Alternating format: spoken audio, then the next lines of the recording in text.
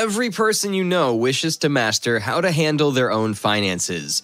We all dream of having control over our income and expenses in ways that we no longer worry about what would happen tomorrow.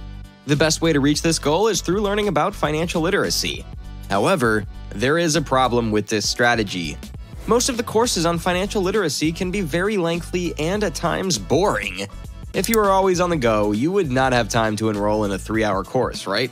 If you're aware of your attention span, you can also admit that the technical terms of finance can bore the hell out of you, causing you not to listen to whoever's speaking anymore. This is why many give up on learning financial literacy completely.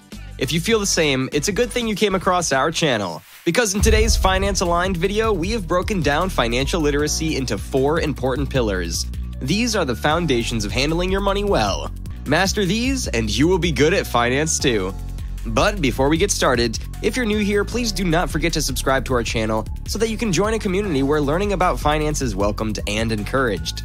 You can also click the notification bell so that we can notify you whenever we post new videos online. Now that we've got that covered, let's get straight into the video.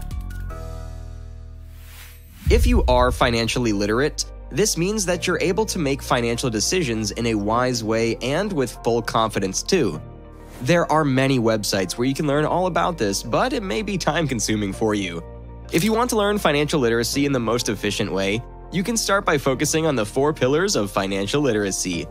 Knowing these will not only help you become wiser with your finances, but will also help you understand concepts related to it easier to understand. Without further delay, here are the 4 pillars of financial literacy. Number 1. Budgeting. The primary and one of the most important aspects of financial literacy that everyone should master is budgeting. This does not only mean listing down what you need to buy for your groceries, but also includes understanding how money flows in your hand. This is learning about how you make your own income, how it's spent, and how to make the most out of it. Once you already have knowledge on these things, you are done making your first steps to financial literacy. This is an important pillar because having a budget will help you get an understanding of your own money. It'll help you have a more visual example or way of tracking your income monthly on essential expenses such as rent or mortgage, utilities, food, and more, as well as how much you spend on non-essential or fun purchases.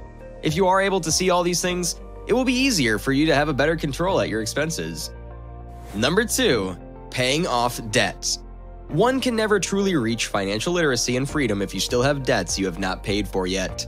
It's true that for most people, it's not possible to acquire some properties or belongings without going into some loans or debt. This is fine as long as you know how to pay for it. Part of becoming financially literate is to know how to manage these things. Do not allow yourself to just carry the burden of the debt all the time. Make sure you lessen it even slowly through paying for it. But how do you do that? It's simple. Just make sure that before you apply for a loan, you are also able to generate an income that can pay off what you borrowed. If you borrow an amount that is beyond your means, you can experience having the risk of falling behind or getting overwhelmed by your debt burden. If you want to avoid this, you can either increase your income or create more streams of generating such, or just not borrow something you do not need or is beyond your means. Most of the time, opting not to borrow money is the best way to go. Number 3. Savings. Ever since we were kids, we were already taught how to save. This is because the principle of saving, the 3rd pillar of financial literacy, is best understood and known as young as you can. However, there are some people who seem to have difficulty following through with their saving plans. But just imagine this. If you prioritize saving over spending, you will be able to have a certain amount of backup money that will always be available for you whenever you need something for an emergency or sudden expenses. This can also help you sustain yourself, especially in moments when you do not have a job. Number 4. Investing. It's good to know how to save, but it's always the best way to also master the principle of investing. If you want your money to also increase over time, you can invest it in different ways that earn you a rate of return. You can do this through the different platforms that allow you to invest. But keep in mind that the prospective returns of various investment kinds vary. Also, they carry certain dangers to the key value of your savings. Finding a comfortable balance between risk and reward is key to learning how to invest. Now that we've learned about that, it's time to get to know the 4 ways to become financially literate. Number 1. Having a tracking system on where your money goes. Understanding where your money goes each month is the first step in developing financial literacy. This seems terrible and quite similar to a budget. A budget is a useful tool for organizing your finances, but you must start by tracking your expenses. That shows you where each penny is going and, if necessary, how it may be spent more effectively. Regardless of the technology you use, tracking your expenses advances your understanding of how to improve your financial situation. Number 2. If possible, do not borrow or loan money. The most important aspect of financial literacy, presumably, is avoiding debt, especially high-interest credit card debt. Debts from credit cards make you dependent on other people and prevent you from pursuing your ambitions in life. Keep a written account of all your debts, just like you would your expenses. Record who you owe money to, how much you owe, and the interest rate. Then make appropriate plans to pay off the loan. Monitoring your spending will undoubtedly reveal savings opportunities. Number 3. Learn how to save for the future. Saving for the future develops from the previous 2 mindsets. Consider organizing your savings as paying yourself first or paying a payment for your future. Saving and investing money must become a regular in order for it to grow, just like avoiding debt and tracking your expenditure. Automating this process is the best method to do it. Numerous banks provide automated savings account deposits. Profit from that to increase your savings. Number 4. Always be excited to learn. Adopting a complete perspective is essential for success in being financially literate. To organize your finances effectively, you don't need to be an expert, but you do need to make studying a way of life. The idea that finances are complicated and/or expensive is a common misconception. Your financial situation won't improve unless you start saving and stick with it. There are many free details available online, in books, etc. that will help you advance the information you need to prosper financially. The first step is to make the decision to begin acquiring that knowledge and the confidence that you can work with money effectively. The moment we learn about money and how it's earned, we are almost immediately taught how to take care of it through saving. Every successful person would tell you that if you want to be good at handling your resources, you should be able to understand and master financial literacy. However, financial literacy is more than just saving. It's good that you know how to save, but it's even better if you master all the concepts that make up being financially smart. First of all, let us get an idea of what financial literacy is. In its literal sense, it's the capacity to comprehend and use a range of financial abilities, including investing, budgeting, and personal financial management. Understanding financial ideas and principles, including the time value of money, compound interest, debt management, and financial planning, are also necessary. If you are knowledgeable or a master of this topic, it will be easy for you to make good financial decisions. This will save you so much time and heartbreaks from impulsive buying, bankruptcy, and all the money issues you could have avoided. Through learning how to create a budget, track spending, pay off debt, and plan for retirement, you're able to move your way to self-sufficiency and financial stability. Just like what we said earlier, financial literacy is not just learning how to save, it involves a lot of other things too. If you want to be financially literate, you need to learn how money works, setting and achieving financial goals, becoming aware of unethical and discriminatory financial practices, and managing financial challenges that life throws your way. Here are some tips you can follow as a beginner to start your journey to financial literacy. Number 1. Learn how to budget. Part of being financially literate is to be knowledgeable on the topic of budgeting. No, you don't have to be a major in business administration or management to do this. Even a beginner like you can ace this perfectly. First, you need to know your monthly income. Then, try to track down every payment, purchase, or spending that you make. Make sure that this includes your mortgage or rent, utility bills, loan payments, etc. After that, you also need to consider your variable expenses, which includes your groceries, entertainment, etc. Once you've done that, assess your financial goals like your savings target, spending limits, and etc. Make sure you distinguish if it's a short-term goal or something you can achieve within a year, or a long-term goal which needs more than 2 years. These will help you finalize your plan to make it easier for you to follow through. By doing this, you're able to spend money in the right way and avoid impulse buying. This can also help you save money and build healthy spending habits too. Number 2. Get to know your credit score. Based on information from your credit reports, a credit score predicts your credit behavior, such as how likely you are to repay a loan on time. If you've been paying your credit bills on time and you have no experience of delays, the more the lenders will see you as a trustworthy client. A credit score in the US is a 3-digit figure between 300 and 850. A person with a high score is considered to be financially stable and timely in repaying their debts, whereas a person with a low score is considered to be at risk for defaulting on their debts. Your credit report, which is a summary of your financial position, is something else you should be aware of. You can identify any mistakes or false entries in your credit report and take legal action to recover the loss by reviewing it. You might use this report to monitor your expenditures and gradually raise your credit score. Number 3. Open a savings account. It's not enough that you save your money in a piggy bank or some kind of wallet. You need to have it in a place where there is safety and as well as increase. The perfect place for it is through a savings account. Aside from saving, this also helps you make billing easier since it's portable and can keep cash better than any wallet will do. Number 4. Understand loans. A loan is defined as a gift or property, money, or other tangible items given to another party in exchange for the promise to repay the loan amount, plus interest and other financing charges in the future. For most people, living debt-free is a desired ideal. There are 2 methods of paying off debt quickly. One strategy is to figure out which loan has the highest interest rate and to pay it off first to lower the overall amount of interest you will have to pay. When you have paid off this debt, you can concentrate on repaying the loan with the next highest interest rate and so on. A different strategy is to pay off the little bills first, then concentrate on the bigger loans. Number 5. Expect to make risks. When it comes to financial literacy, it's not possible to reach it without taking any risks. This is why you should be prepared to take unexpected risks with your finances too, especially when it comes to emergencies and sudden expenses. According to experts, you should keep a reserve of 3 to 6 months worth of living expenditures on hand. By being ready for unforeseen risks in this way, you can prevent a little financial problem from becoming a huge one. For instance, if you lost your work, you should have enough money saved up to cover your costs each month until you could find a new career. Don't just let any emergency make you a homeless person or take away all your financial freedom. Be prepared for it. Number 6. Secure your future.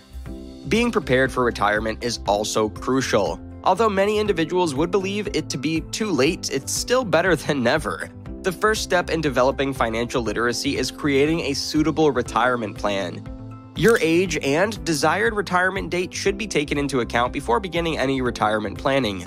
The next step is to decide how much money you will need for retirement expenditures, including rent, groceries, and medical care. Then figure out the investment rate of return and evaluate if your retirement fund will be able to produce the appropriate income after taxes. Following that, begin to save money and make the right retirement investments. Number 7. Avoid impulse buying. Spending more than one can afford is referred to as overspending. When there is access to easy financing, it's a common issue. When payments for investment projects exceed the actual calculated cost, the term overspending is also used. A portion of excessive spending is an addictive habit because of psychological dependence. Spending is done by sufferers to deal with other issues in their lives, such as stress or anxiety. Some could go overboard in order to impress their coworkers, such as by putting the cost for a meal at a restaurant, or some people routinely bring enormous packages and furnishings to their neighbors' homes in an effort to impress them.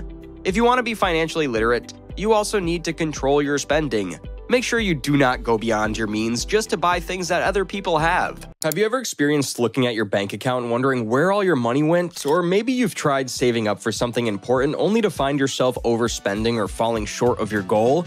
Well, if so, you're not alone. Overspending is a common problem that can lead to financial stress and instability. In this video, we'll explore the 13 warning signs you may be overspending. Many of us need help managing our finances. Still, it's important to recognize when we may be spending more than we can afford. Start to look at each of these red flags in spending and how they look. Number 1. Minimum payments. First up, we have minimum payments. Suppose you can only afford to pay the minimum payment on your credit cards. In that case, it clearly indicates that you may be overspending. Minimum payments only keep your debt at bay but do little to pay it down, so it's essential to make larger payments whenever possible. Number 2. Unpaid bills.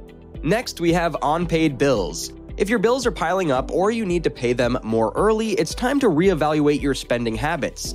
Consider whether the items you're buying are essential or if you can cut back on expenses to ensure that you can pay your bills on time. Number 3. Things you don't use. Another sign that you've spent money on things you don't need is if you have many items around your house that you've barely used. We've all been there. We see something in a store or online and think, I have to have that. We buy it, excited about its potential to make our lives better or more comfortable, But weeks or months go by and we realize we have yet to use it nearly as much as we thought. It sits in a closet or on a shelf, collecting dust. This is a common experience and a sign that we may need to spend more. When we make purchases based on impulse or because of an emotional desire, we don't always think carefully about the value that item will bring to our lives. We may buy something because it's trendy or because we think it'll impress others without considering whether or not we'll genuinely use or enjoy it. Number 4. Fear of rejection. Suppose you're worried about your credit card being rejected when making a purchase. In that case, this is another indication that you may be overspending. It's essential to keep track of your credit card balance and avoid making purchases that will put you close to your credit limit. Number 5. Keeping up with the Joneses. Keeping up with the Joneses is a phrase that refers to the idea of trying to match or surpass the lifestyle and possessions of those around us. It's a trap that many people fall into, especially in today's social media-driven culture, where people often post their glamorous lives online for everyone to see. While it's natural to want to fit in and feel accepted, the problem arises when we compare ourselves to others and make decisions based on what we think will impress them. In many cases, people end up overspending, taking on debt, or living beyond their means just to keep up with their peers. Number 6. Credit card only. If you can only pay for purchases with a credit card, it's time to consider building up your savings. It's essential to have cash on hand for emergencies and unexpected expenses. Number 7. Shopping hobbyist. If you consider shopping a hobby, you're likely spending too much. Shopping as a hobby is merely a form of entertainment. It might bring temporary pleasure, but does not provide any real sense of accomplishment or personal growth. In fact, it can be quite the opposite. Shopping as a hobby can lead to overspending, debt, and financial stress. Suppose you constantly browse online stores, shop window, or spend significant time at the mall. In that case, it's time to rethink your approach to shopping. Instead of making shopping your go-to activity, consider finding a new hobby that can provide the same level of enjoyment without adverse financial consequences. Number 8. Retail therapy. Shopping can be an addictive behavior. Getting caught up in the thrill of making a purchase is easy, especially when feeling down. But as with any addiction, the thrill fades quickly, leaving you empty and unfulfilled. This can lead to a vicious cycle of constantly seeking out the next purchase to fill that void, which can quickly spiral out of control. Number 9. Raiding retirement savings. Avoid raiding your retirement savings for anything other than retirement. Your retirement funds should only be used in dire emergencies or for retirement. Number 10. Solid income but no savings. If you have a solid income but cannot build up any savings, it's time to rethink your spending habits. Consider cutting back on expenses to ensure that you're able to save for the future. Number 11. Beware of bumps in the road. It's essential to have an emergency fund in place to prepare for bumps in the road. This fund can help you cover your living expenses and other critical bills when you have no other source of income. Experts recommend saving 3 to 6 months worth of living expenses in your emergency fund. If a financial emergency or job loss would put you into debt, it's time to start saving for a rainy day fund. Number 12. You lie or keep secrets. When you start hiding your shopping habits or lying about your purchases, it's a sign that you may be overspending. It can be a red flag that you're in financial trouble. Lying about your purchases may seem harmless initially. Still, it can quickly spiral out of control, leading to even more overspending. One of the reasons why people lie or keep secrets about their spending is the fear of judgment or shame. They may feel embarrassed that they're overspending or not meeting society's expectations. However, hiding your financial situation from your loved ones can create more problems in the long run, primarily if you're relying on them for financial support. Number 13. Income to credit card debt. Finally, if your monthly income is lower than your credit card debt, it clearly indicates that you're overspending. Consider reducing expenses and making larger payments to pay down your debt. So, now that we've identified signs of overspending, what can we do to avoid them? Here are some tips. Number 1. Create a budget and track your spending. The initial stage of managing your finances is to develop a budget, compile a record of your earnings and expenditures, and recognize where to decrease your expenses. Keep a record of your expenses to guarantee that you adhere to your budget. Number 2. Use cash instead of credit cards. To prevent overspending and stick to your budget, using cash instead of credit cards may be helpful.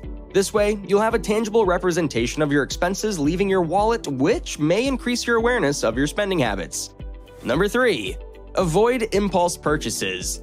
Only planned buying can swiftly accumulate and save your budget. Pause and question yourself if the purchase is essential before proceeding. It might be helpful to wait for a day or two before buying to ensure it's not merely an impulsive decision. Number 4. Shop around for the best deals. Before making a purchase, do some research to find the best deals. Look for coupons, sales, and discounts to help you save money. Most of our money in a lifetime moves around the bank. Once we've reached an age where we start earning money on our own, we're faced with the responsibility of keeping our money secured and well kept. Sometimes, some of us start to have bank accounts at a young age where our parents help us set them up. However, we always wonder how banking works. The simple way to go about it is we lend our money to the bank keeps it secured, and we can withdraw from it anytime. For your own benefit and security, you might have found yourself asking, what kind of money should I put in the bank? What happens to my money while it's in the bank? How do I access my money easily? We should also ask questions in this vein. How do banks make money? How do banks keep the money coming and going? This is where the complex system of banking comes in. The concept of banking has been around since 2000 BCE in Assyria, India, and Sumeria. The first prototype bank is not a building but a person, who is the merchant. This merchant gave loans to farmers and traders. The ancient step in banking is the concept of handing out loans. The system of deposits only came up during the Roman Empire and ancient Greece. Lenders in temples accepted deposits while giving loans, performing the exchange of money. In the eastern part of the world, China also knew about the system of money lending. However, the modern banking system only started in Renaissance Italy around the 14th century in Florence, where the Bardi and Peruzzi families established branches all over Europe. The most famous Italian bank was the Medici Bank, established by Giovanni Medici in 1397. Banking developed since then, growing into a banking system that we know of today. A bank is a financial institution that deals with money and other money-related services. Traditionally, banks intermediate in financial services such as cash deposits and loans, while profiting off the deposits by collecting interests and loans. Among the recent developments of the banking system are mutual funds and credit cards. Additionally, banks also come in several types such as retail banks, commercial banks, and investment banks.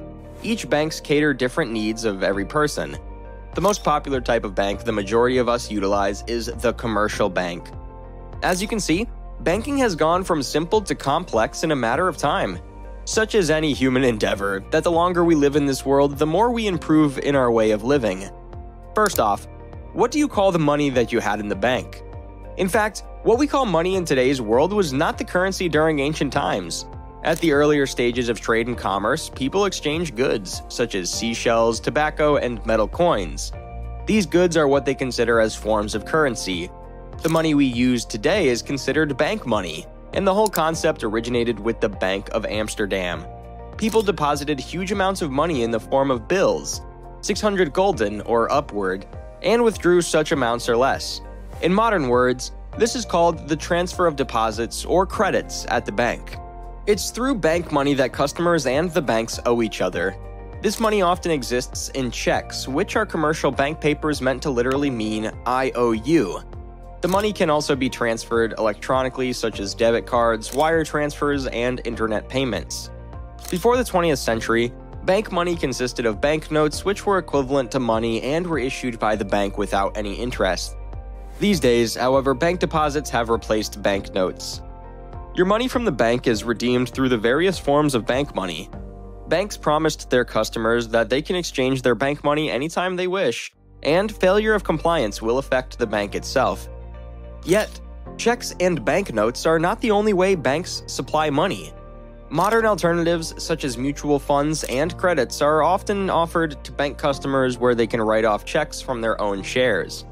While commercial banking follows the same method, some credit works in a way that a bank customer usually withdraws money from their own deposits instead of making loans from the bank itself. Does this sound familiar? It's how most of us do banking. How does credit work? Bank credit is the total of bank money a person can borrow from the bank. A few examples of bank credit are car loans, personal loans, and mortgages. Sure enough, it sounds like any aspect of your life where you need money can easily be covered by the bank, but it still depends on whether you can repay your loans or the amount of credit the bank can let you borrow. Remember that banks make profit from the deposits of the people. It's through the funds banks lend out that the money goes round and round between bank customers and financial institutions. You might be familiar with your checking and savings accounts, where most of us keep our money. We interact with our accounts by depositing and withdrawing. The bank puts interest in our money. Some people invest in banks as well, through certificates of deposits. Once again, the banks make profits out of the investment through collecting interests. How do we pay the interest bank puts up on our deposits? Before getting into an agreement with the financial institution about your money and credit, both parties must establish trust. Applying for credit means you are trustworthy enough to repay the principal balance of the bank money you borrowed and its interest. Banks approve your credit when your rating and income is worth the application you are appealing. This includes assets, collateral, and debt status. Therefore, you must pay your remaining balances before extending credit, and your debt-to-income (DTI) ratio must not go below 20%. Banks usually regulate higher interest rates, lower credit lines, and restrictive rules when it comes to bank credit to ensure the survival of the bank money from both parties. Bank money is one of society's innovations that bring convenient financial transactions. The money revolves around the marketplace faster and easier. On the contrary, reliance on bank money is unwise, when banks can only have so much reserves of their money. Any day the banks will fail, and the bank money can disappear without any trace. On a large scale, you can look at the Asian currency crisis in Thailand back in 1997. A country's bank deposits, when redeemed, can destroy a nation's economy. Bank credit comes with its own warnings as well. If you don't calculate your loans well enough to have a secure transaction, some of your assets can be at risk. You might run into problems like paying back your balance within the agreed terms and conditions. All in all, bank credit poses as many threats as gains. You can only approach it with a clear head and calculated intentions. Banking is a risk management system. Converting your money into bank money requires a gamble worth the loans you can incur later. Banks and financial institutions must also carry on with their business, ensuring that they do not go bankrupt and sacrifice the money of their stakeholders. It's an arrangement requiring trust between the merchant and the trader. Money is what makes the world go round. It's what moves nations and people to continue surviving in this world. Banks have the responsibility to keep our money safe, and we must also partake in calculating the risks we take in dealing with our money.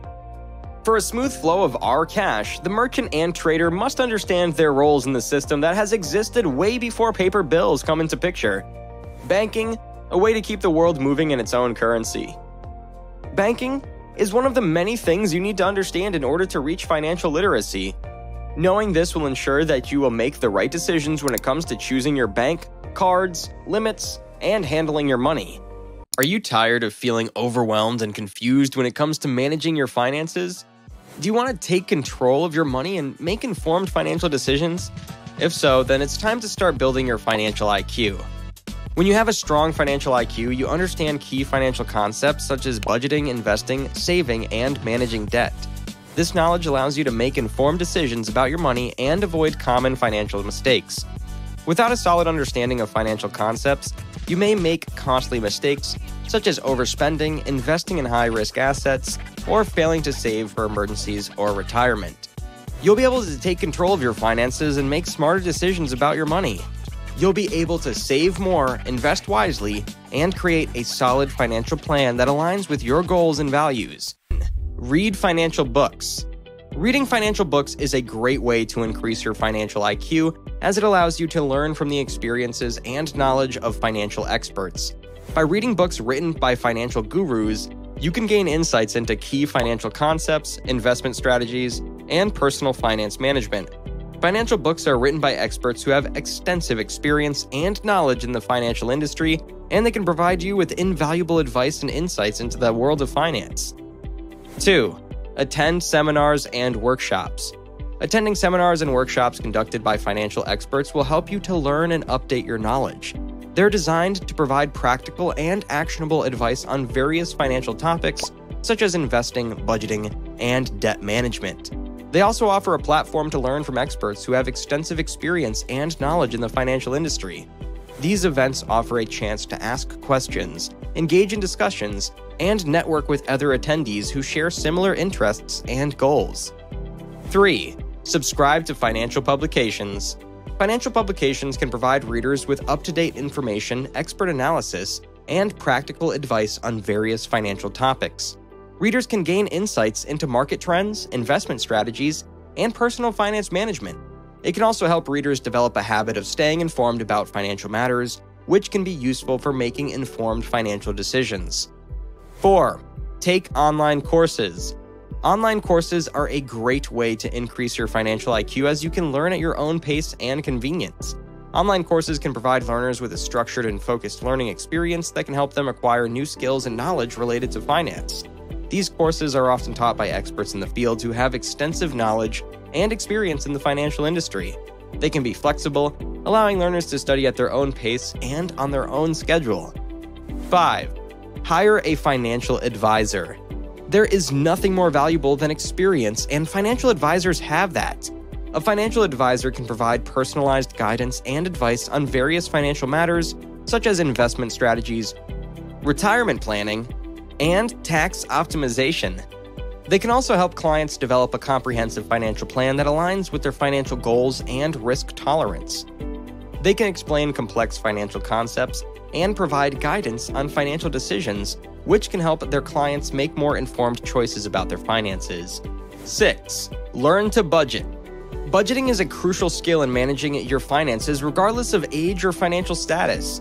Budgeting is the process of creating a spending plan that aligns with one's income and financial goals. It helps individuals track their expenses, prioritize their spending, and save money for the future.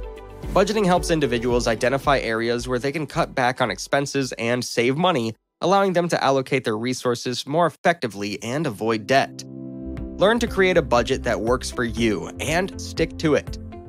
7. Use financial management tools. Use financial management tools such as apps and software to keep track of your expenses and savings. Tools such as budgeting apps, investment calculators, and retirement planners can help you understand your financial situation and make informed decisions about your money. These tools provide insights into your spending habits, investment options, and long-term financial goals, helping you to develop a better understanding of your finances. You can identify areas where you can save money, track your progress towards your financial goals, and make informed investment decisions. 8. Invest in the stock market. Investing in the stock market can be a great way to grow your wealth.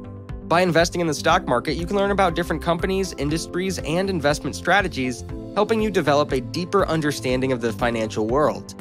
Investing in the stock market can also provide opportunities for long-term wealth accumulation and financial security. However, it is important to do your research, diversify your investments, and understand the risks involved before investing in the stock market. 9. Diversify your investment. Diversifying your investments is a key strategy to spread the risk and minimize losses. You can gain exposure to different industries and markets, helping you develop a deeper understanding of the financial world. Diversification can also help you minimize losses and maximize returns over time. It's important to work with a financial advisor and regularly review your portfolio to ensure that it remains diversified and aligned with your financial goals. 10. Learn about taxes. Taxes are important as an individual and a citizen of your country. Understanding your tax system and how it affects your finances is important. It can help you minimize your tax liability and maximize your after-tax income. By learning about tax deductions, credits, and strategies, you can make informed decisions that impact your financial health. Additionally, understanding tax implications can help you make smarter investment decisions and plan for your long-term financial goals. 11. Network with financial professionals. Networking with financial professionals can provide you with valuable insights and opportunities. Networking can also provide opportunities for mentorship and guidance, helping you develop a deeper understanding of the financial world. Networking can also help you build relationships with professionals who can provide valuable recommendations and referrals. It's important to be proactive in seeking out networking opportunities, such as attending financial conferences, joining professional organizations, and participating in online forums. 12. Monitor your credit score. Your credit score affects your ability to borrow money and obtain credit. Understanding your credit scores and the factors that impact them can help you make informed decisions about borrowing, investing, and managing your finances. Regularly checking your credit reports can help you identify errors or fraudulent activity, protecting you from financial harm. By monitoring your credit scores, you can identify potential issues early and make steps to address them before they become major problems. 13. Set financial goals. You can create a roadmap for achieving your desired financial outcomes. Setting financial goals can help you stay motivated and focused on your long-term financial success, and can also help you prioritize your spending and investment decisions. It can also help you identify potential obstacles or challenges and develop strategies for overcoming them. It is important to regularly review and adjust your financial goals as your circumstances change and your priorities shift. 14. Learn to negotiate. Learning to negotiate is a valuable skill for increasing your financial IQ. It can help you save money, increase your income, and achieve better financial outcomes in a variety of situations, such as when buying a car, negotiating a salary, or working with a financial advisor. Negotiation involves understanding the value of different goods and services and being able to articulate your own needs and priorities while seeking to understand the other party's interests. You can develop more confidence in your financial decision-making and improve your ability to achieve your financial goals. 15. Keep learning. The financial landscape is constantly evolving with new technologies, products, and regulations emerging all the time. By staying up to date with these changes and seeking out opportunities to learn more, you can develop a deeper understanding of how the financial system works and how to make informed decisions about your money. Do you want to start building your own budget but don't know how to? Perhaps you're starting your journey of financial intelligence and you don't know where to start. Do not worry, because Finance Aligned is here for you. In today's video, we'll talk about the best and one of the most effective budgeting techniques that you need to know. This is the 50-30-20 rule. If you go through videos and articles talking about being financially wise and responsible in handling your money, you will always hear the advice to start making your own budget. Aside from it is actually needed in making your finances work, it helps you get a hold of your income, expenses, and investments too. However, there is this common problem around people who are just starting with their journey in finance. They do not know where to start. Yes, they know that they should have savings, a budget, good investments, and a steady and stable income, but other than that, they do not know how to really move through things. To get you started with budgeting, let us introduce to you the 50-20-30 method. But before we even get into that, let us get you into the basics first. Basically, this method encourages you to spend up to 50% of your after-tax income on expenses like your needs and obligations that you must fulfill or pay first. Then, the other 20% of your money should be put into your savings and debt payment. This is crucial. You should not compromise this part of your budget because it can affect how your money moves. After that, the remaining 30% should be spent on everything else that you intend to buy or pay. Usually, these are your wants or leisure items.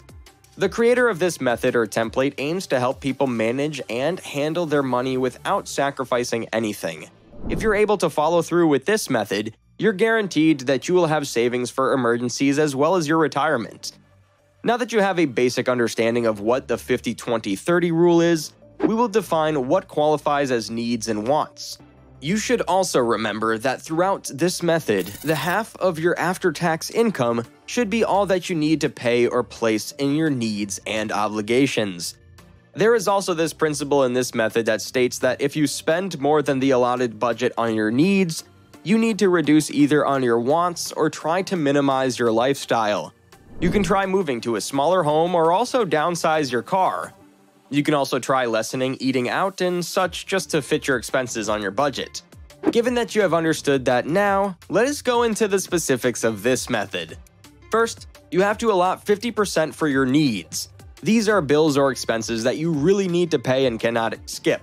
For example, your bills for water and utilities and similar ones. This can also include your bills for housing, food, transportation, and basically all the things that you need to have to survive. This method tells you that if you allocate 30% of your after-tax income into your wants, all the items you purchase that are not absolutely necessary are considered wants. This includes going out to eat and seeing a movie, That new handbag, athletic event tickets, trips, the newest electronic device, and ultra-high-speed internet. If you boil it down, everything in the wants category is optional. Instead of visiting a gym, you can work out at home, prepare meals at home, or watch sports on television rather than purchasing tickets to an event. This category also includes the decisions you make when upgrading, such as choosing a more expensive steak over a cheaper hamburger, purchasing a Mercedes over a Honda, or deciding between viewing TV for free with an antenna or paying for cable. In essence, wants are all the small extras you purchase to enhance your quality of life. Then, we have the 20% allotted for your savings. Lastly, make an effort to set aside 20% of your net income for investments and savings. This includes making IRA contributions to a mutual fund account, investing in the stock market, and adding money to an emergency fund in a bank savings account. In case you lose your job or experience an unexpected incident, you should have at least 3 months' worth of emergency savings on hand. After that, concentrate on retiring and achieving future financial objectives. In the event that emergency funds are ever needed, the emergency fund account should receive priority for allocating new cash. Repaying debt is another use for savings. While the minimum payments fall under the needs category, any additional payments save money because they lower the principal and accrued interest. Although it has been a repetitive lesson or principle, many people still do not have the complete grasp on what the importance of savings is. Especially when it comes to Americans, they're known to be very bad at saving. In fact, their country is one of the countries with extremely high levels of debt. There were also studies that state that in the third quarter of 2020, Americans already had $14.9 trillion in total debt, which includes $756 billion in credit card debt, while their personal savings rate in January 2022 was only around 6.4%. The goal of the 50-20-30 rule is to aid people in managing their after-tax income so that they can save money for retirement and have money available for emergencies. Every family should place a high priority on setting up an emergency fund in case of job losses, unanticipated medical costs, or any other unforeseen financial costs. A household should concentrate on refilling their emergency fund once it's utilized. Considering that people are living longer, saving for retirement is also essential. Identifying your retirement needs early on and making progress towards them helps guarantee a comfortable retirement. Saving is challenging, and life frequently presents us with unforeseen costs. Individuals have a plan for how they should manage their after-tax income by adhering to the 50-20-30 guideline.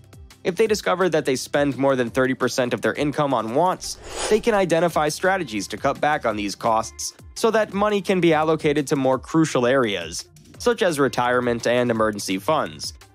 Although it's not advised to live like a Spartan, life should be enjoyed. Having a plan and following it will enable you to pay for your expenditures, save for retirement, while also engaging in the activities that bring you joy. If you want to be a master of a certain skill or principle, it's best that you learn about it as soon as you can. This is why if you want your kids to be smart at handling their finances in the future, you should teach them financial literacy as early as their childhood. However, how can you make such a serious and big topic interesting for a kid, right? We know that as much as you want to teach your kids about these things, you also worry that they may not understand it or they may find it boring. As parents, we all wish for our kids to grow up as wise and intelligent adults, right? This does not only stop in terms of academics or in their studies, but we also hope for their wisdom to extend up until the basic and essential skills they need in life. As adults who are already aware of how hard it is to deal with finances, we wish for our kids to grow up as adults who know how to handle their money well. This is why it's very crucial to teach them financial literacy. If you do not want your kids to end up as someone who overspends or does not value money, you can teach them financial literacy through the following ways. Number 1. Teach them the value of earning through their allowance. It's true that once you know how hard money is earned, you tend to get more cautious on how you spend it. One way to teach your kids the importance of money, the realities of earning it, and how money is not an infinite supply, you can start off by making them earn their allowance. No, we're not telling you to let them work hard and heavy jobs for a weekly allowance. Some parents do this in the way where their allowance or some bonus money can be earned if their kids complete some household chores. To make things more fun, you can also make a tracker and assign a specific amount to a certain task so you and your kids can check it together. This teaches them financial literacy and at the same time allows them to participate in household tasks too. Plus, It gives them a sense of fulfillment and satisfaction too. Number 2. Allow them to have sidelines. This tip is specifically for kids who are already at their right ages, perhaps a high school student or someone in that age range. Aside from earning money through household chores, if they have the means to do so, they can also engage in safe and child-friendly sidelines or part-time gigs. For example, if your kid is good at math or any subject in school, they can start offer tutoring lessons for kids younger than them. If they are good at arts or crafts, you can also encourage them to sell their products to friends, teachers, or even online. As a parent, you should remember to guide them in this step, especially if it involves transactions with other people you meet online. They can also opt to earn extra money through pay services like walking the neighbor's dog, mowing lawns, applying at a coffee shop, or other stores. This will not only help them learn financial literacy, but will also make them more wise in terms of business or employment decisions. Number 3. Allow them to pay for things voluntarily. Yes, we are aware that as parents, we all want to give our kids every need they have and everything they want. As long as we can, we do not want them to spend a single penny because we love to be their provider. However, if your child expresses the desire to pay for some of their purchases or wants, it will be beneficial to allow them to do so. If they want to buy something, allow them to earn money for it, especially if it's something outside the list of things in your budget. Perhaps they want to buy a new toy or go to the famous amusement park. You can make a deal with them that you'll only allow them to do so if they pay a portion of the cost. In this way, you introduce them to the importance of money and how they should handle their purchases well. Number 4. Teach them in a fun way. Learning about financial literacy does not have to be boring and heavy at all times. In fact, you can do this in a fun way, like playing a board game such as the famous Monopoly. In this game, you teach your kids valuable lessons that involve finances such as properties and purchases. Through this game, you can also hone their skills in analyzing which property or buying strategy can give them the biggest profit or payoff.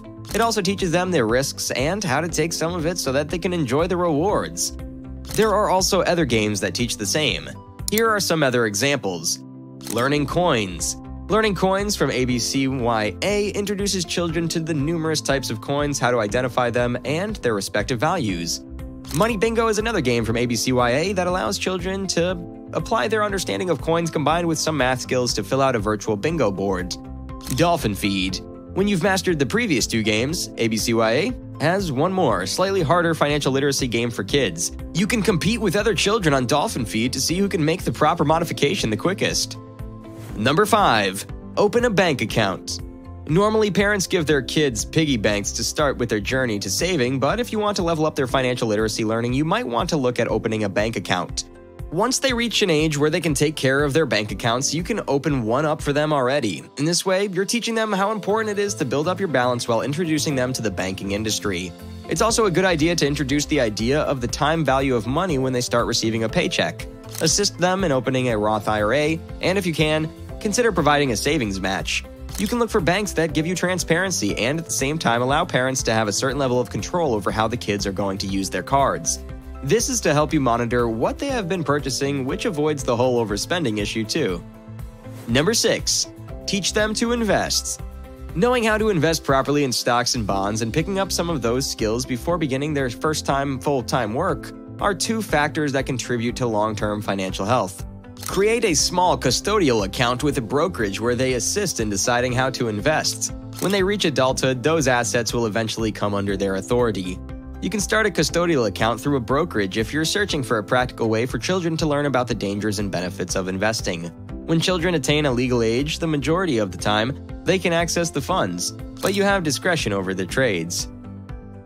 Number 7. Talk to them about money.